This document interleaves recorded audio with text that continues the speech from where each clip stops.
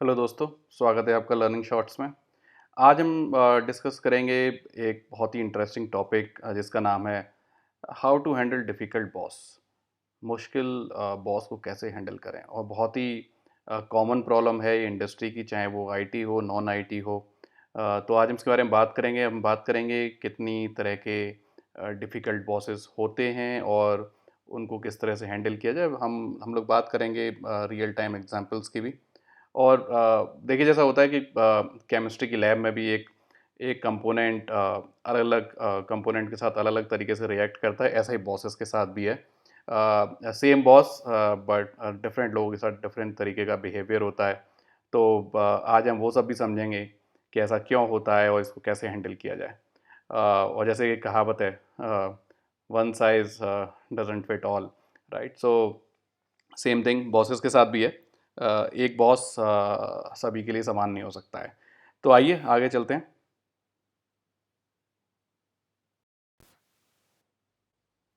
तो आइए बात करते हैं किस किस तरह के बॉस होते हैं। तो वैसे तो बहुत तरीके के बॉस होते हैं जिनको हम डिफ़िकल्ट बॉसेस की कैटेगरी में डालते हैं। लेकिन हमने यहाँ सेलेक्ट किए हैं 6 टाइप के बॉसेस। जनरली लोग इसी टाइप के बॉसेस के साथ स्ट्रगल करते हैं। लेकिन अगर हमने कोई मेजर कैटेगरी मिस की, आप कमेंट में ज़रूर लिखिए, हम उसको ज़रूर कवर करेंगे। अगर ऐसा लगता है कि आपका कोई पर्टिकुलर केस हैंडल नहीं हुआ है, तो हम उसको भी कवर करने की कोशिश करेंगे।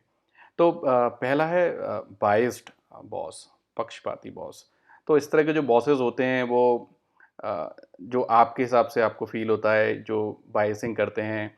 बायसिंग हो सकती है आपकी जेंडर के हिसाब से, बायसिंग हो सकती है कास्ट के हिसाब से, बायसिंग हो सकती है एक पर्टिकुलर कम्युनिटी के हिसाब से, और somebody belongs to some particular region, किसी आपकी कंट्री की किसी पर्टिकुलर पार्ट से, नॉर्थ, साउथ, ईस्ट, वेस्ट। तो इस टाइप की बाइसिंग करते हैं इस तरह के बॉस।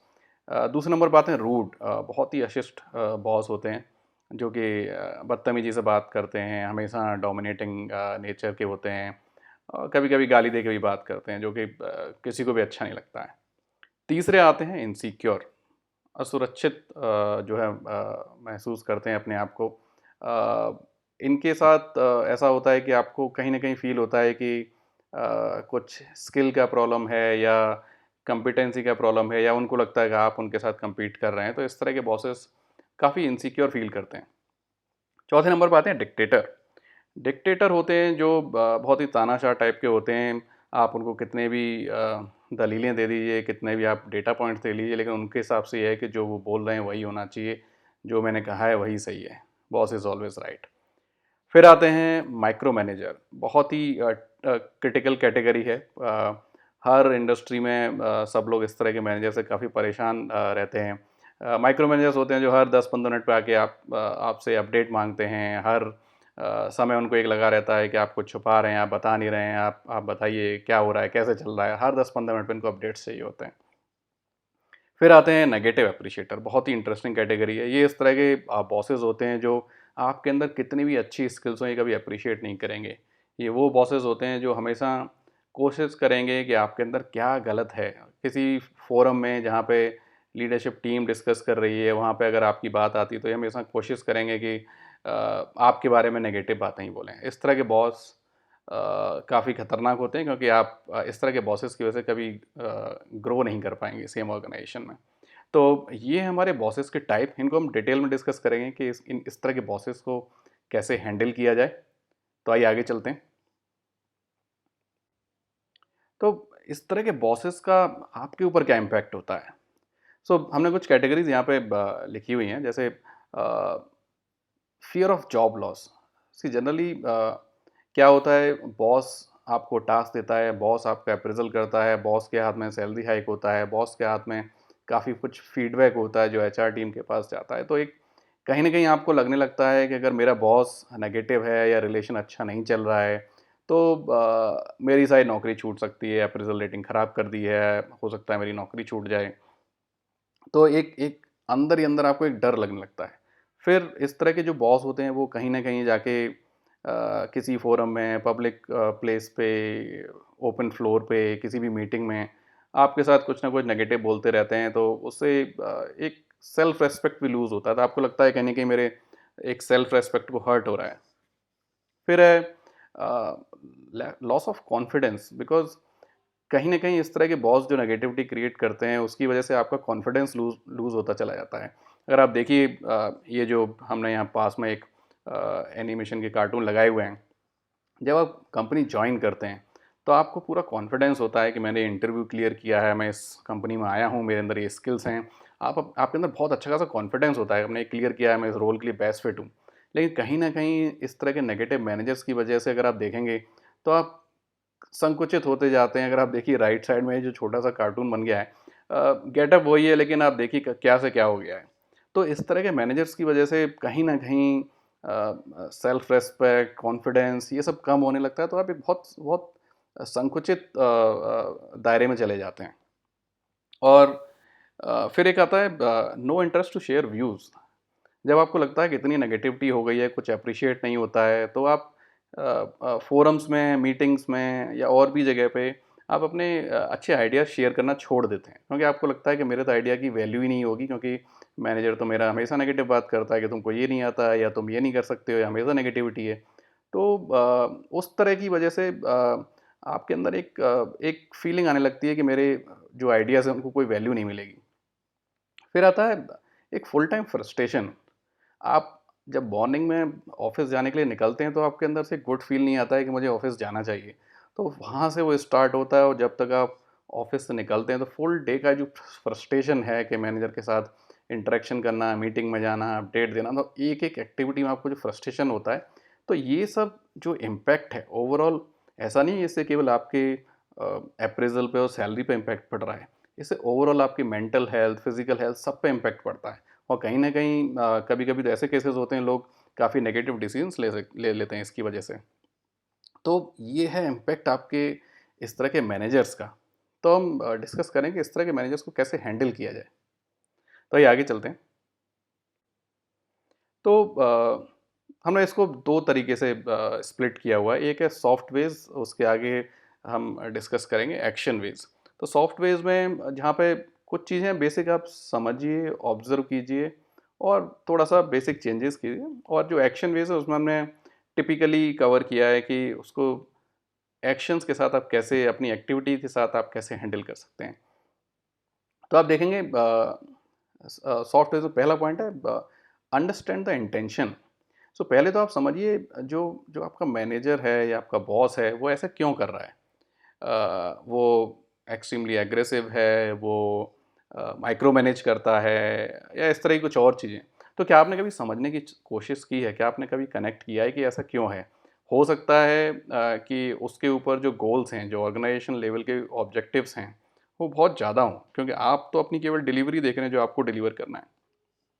लेकिन कभी आपने बॉस के गोल्स और ऑब्जेक्टिव समझने की कोशिश की है, जो टॉप लेवल से बॉटम तक जो फ्लो होते हैं? हो सकता है उसके पास बहुत सारी केपीआईज़ हों, ईयर ऑन ईयर ग्रोथ के टारगेट हों, परफॉर्मेंस, प्रोडक्टिविटी, कॉस्ट, क्वालिटी, बहुत सारी चीज़ें होती हैं जो हो सकता है कि आपके लेवल पे वो विजिबिलिटी ना हो, और आपको लगता हो ये तो बिना मतलब के हमको ऐसे ही अननेसेसरी माइक्रो मैनेज करते रहते हैं। तो एक कोशिश कीजिए कि आप समझें कि आपके मैनेजर का ये बिहेवियर कहीं उन सब गोल्स की वजह से तो नहीं है। हो सकता है ये उसका पर्सनल बिहेवियर ना हो, बट ये हो सकता है ऑर्गेनाइजेशन गोल की वजह से उसके बिहेवियर में चेंज आया हो। अगर आप उसको समझ लेंगे और अगर आप ट्राई करेंगे कि उस ऑर्गेनाइजेशन गोल को अचीव करने में एज़ अ टीम या एज़ अ इंडिविजुअल आप अपने मैनेजर की कैसे हेल्प कर सकते हैं, हो सकता है आपके दोनों की विन-विन सिचुएशन में दोनों का बिहेवियर चेंज हो, आपका परसेप्शन चेंज होगा अपने मैनेजर के लिए, और मैनेजर का हो सकता है बिहेवियर चेंज हो जाए जब उसको लगे कि आप उसके उस गोल्स को अचीव करने में उसकी हेल्प करना चाहते हैं। और ग्रोथ का जो जनरली लोग मूल मंत्र बोलते हैं, help to grow your manager then you can grow easily. तो आप अपने मैनेजर को भी उसकी ग्रोथ में हेल्प करने की कोशिश कीजिए। ऑब्वियसली आप तो ग्रो करना चाहते ही हैं, आपका मैनेजर ग्रो होगा तो आप भी आसानी से ग्रो करेंगे। अदरवाइज़ कभी-कभी कुछ मैनेजर्स ऐसे भी होते हैं जो ये चीज़ एप्रिशिएट ही नहीं करते कभी कि आप उनके लेवल पे आ जाएँ। फिर आता है अंडरस्टैंड द वीकनेस, राइट? सो हम ये नहीं कह रहे हैं कि आप वीकनेस पता करके उसको मिसयूज़ कीजिए, बट बहुत से लोगों की वीकनेस होती हैं जो कभी अननेसेसरी रूड दिखाने की कोशिश करते हैं, लेकिन वो एक्चुअली में कुछ वीकनेसेस होती हैं, उनको छुपाने के लिए करते हैं। तो आप पता कीजिए क्या वीकनेसेस हो सकती हैं जिससे आपको अपनी ग्रोथ में एडवांटेज मिले, आपको बिहेवियर चेंज में एडवांटेज मिले, ऐसा नहीं कि उसको मिसयूज़ करें। फिर आता है फोकस ऑन लिसनिंग स्किल्स। तो ये बहुत ही इंपॉर्टेंट स्किल है, आप किसी भी लेवल पे हों, चाहे जूनियर लेवल पे हों, चाहे सीनियर लेवल पे हों। तो लिसनिंग स्किल का इतना बड़ा इम्पैक्ट है, एम्पैथी के साथ भी इसको रिलेट किया जाता है कि आप जब किसी सामने वाले को सुनते हैं, तो एक तो सामने वाले को अच्छा लगता है कि कोई मेरे व्यू पॉइंट को, मेरे थॉट्स को कोई वैल्यू दे रहा है, कोई समझ रहा है, मेरा दुःख दर्द और मेरे प्रेशर को समझ रहा है, इंटेंशन को समझ रहा है। और दूसरा आपको पूरा कॉन्टेक्स्ट पता चलता है कि ये एक्चुअली में पिक्चर क्या है। कभी-कभी क्या होता है, हम आधी बात काट देते हैं या पूरी बात नहीं सुनते हैं, तो हमें पूरा पिक्चर नहीं मिलता है और हम बहुत ही आधी बात को लेके उसके बारे में कुछ परसेप्शन बना लेते हैं और रिएक्ट करते हैं। तो मेरा भी एक पर्सनल एक्सपीरियंस है, जब काफ़ी जूनियर लेवल पे थे हम, 5-6 ईयर्स एक्सपीरियंस पे, तो हमारे एक बहुत अच्छे बॉस थे, उन्होंने हमको रिकमेंड किया कि लिसनिंग स्किल्स इंप्रूव करो अपनी। कभी हमारी भी आदत थी बीच में बात काटने की, तो उसके बाद जो है स्लोली उस चीज़ पे काम किया, तो मुझे लगता है कहीं न कहीं वो फ़ास्ट ट्रैक करियर ग्रोथ में बहुत फ़ायदा किया उसने। जब आप सुनते हैं सामने वाले को, आपकी जो डिसीज़न लेने की क्षमता है वो भी बढ़ जाती है, क्योंकि आपको पूरी पिक्चर पता होती है। एक तो सामने वाले को आपने सुना, आपने उसको कॉन्फिडेंस में लिया कि देखो मैं आपको सुन रहा हूँ, आपने एक्नॉलेज किया, उसके बाद आपने व्यू पॉइंट रखा। और उसके बाद नेक्स्ट पॉइंट है कीप योरसेल्फ पोलाइट। सो सी, कुछ जो एग्रेसिव लोग होते हैं उनकी एक बेसिक नेचर होती है, उनको बहुत मज़ा आता है कि जब वो एग्रेसिव होते हैं और सामने वाला रिएक्ट करे तो वो उससे भी ज़्यादा एग्रेसिव हों। लेकिन अगर आप अपने आप को बेसिकली बहुत पोलाइट रखते हैं, तो एक एक टाइम आता है जब बहुत ही एग्रेसिव आदमी भी ये सोचने लगता है, यार कि ये तो कुछ रिएक्शन ही नहीं हो रहा है, मैं अननेसेसरी कुछ कर रहा हूँ। तो कभी-कभी उसका लॉन्ग टर्म में बेनिफिट भी होता है। बाकी है फाइंड सिमिलरली इम्पैक्टेड पीपल, जो आपके ऑर्गेनाइजेशन में सेम मैनेजर के अंडर में या और उसके पेरिफेरल में कुछ ऐसे लोग होंगे जो सिमिलरली बिहेवियर से इम्पैक्टेड हैं। तो आप ऐसे लोगों से बात कीजिए, पता कीजिए कि आपकी जो प्रॉब्लम है वो सिमिलर है या उनकी प्रॉब्लम एकदम डिफरेंट है, but they are similarly impacted. तो इस तरह लोगों से बात कीजिए, अगर लगता है बहुत ही जेन्युइन प्रॉब्लम है, तो एक कलेक्टिव बैकग्राउंड पे आप उसको कॉमन फीडबैक को फॉर्मली कलेक्ट करके आप एचआर के साथ भी बात कर सकते हैं। अगर आपके ऑर्गेनाइजेशन की पॉलिसी वो अलाउ करती है, तो आप जाइए, कॉमन फीडबैक सजेस्ट कीजिए और जो भी ऑर्गेनाइजेशन को एक्शन लेना होता है वो ऑर्गेनाइजेशन एक्शन ले सकता है।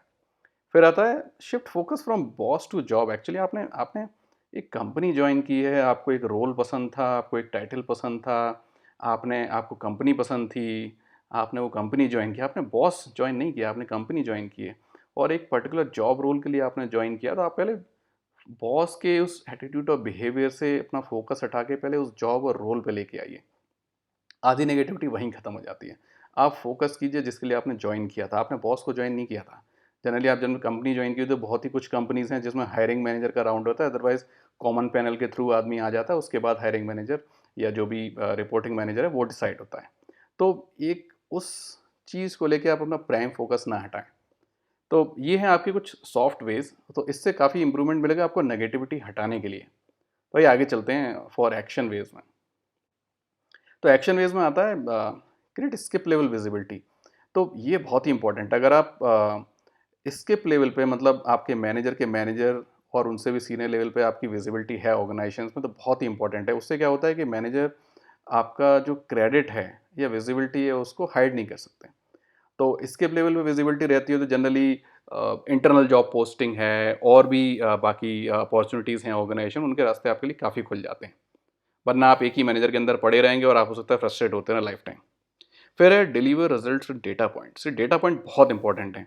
आप अगर जाके अप्रेजल डिस्कशन में या फिर किसी भी स्किप लेवल पे जाके अगर आप इवन ये भी बोलते हैं कि मुझे ये कंसर्न्स हैं, आप जाके ये बोलें कि मैंने तो बहुत अच्छा काम किया था, प्रोजेक्ट कितना अच्छा गया था, कस्टमर भी खुश था, तो ये डेटा पॉइंट्स नहीं है। डेटा पॉइंट्स जनरली हम वो बोलते हैं नंबर्स के टर्म्स में कि हमारी ज़ीरो डिफेक्ट डिलीवरी थी, हमारा कॉस्ट क्वालिटी एंड टाइम का ये रेशियो था, ये प्रोडक्टिविटी थी, ये परफॉर्मेंस इंप्रूवमेंट्स थे।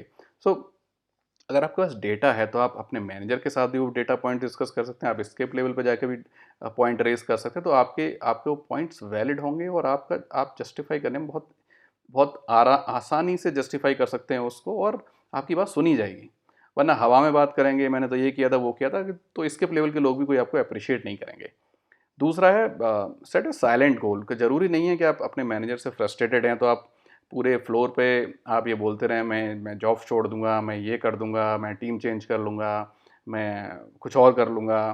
तो ये कुछ अपने साइलेंट गोल बनाएँ। अगर आपको लगता है कि आप इंटरनल जॉब पोस्टिंग के थ्रू डिपार्टमेंट चेंज करना चाहते हैं तो आप उसे गोल बनाइए। दूसरे डिपार्टमेंट के जो जॉब पोस्टिंग निकलती हैं उसका जेडी पढ़िए। अगर आप कंपनी चेंज करना चाहते हैं तो ऑब्वियसली वो भी कोई ज़रूरी नहीं है आप उसको पब्लिकली डिस्कस करते फिरें कि मैं कंपनी चेंज कर दूंगा।